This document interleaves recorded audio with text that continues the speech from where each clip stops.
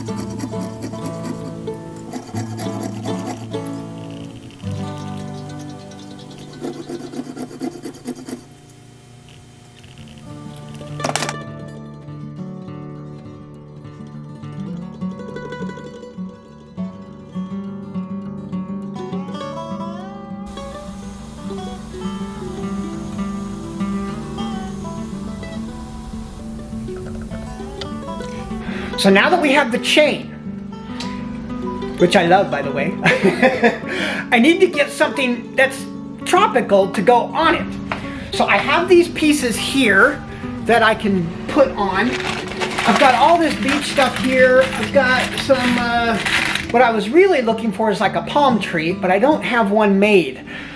But I do have these starfish of different sizes that are already made. I made these a while ago. So how I made these starfish was I have these real starfish that I got at the beach a few years ago. And then I actually made a silicone mold of them.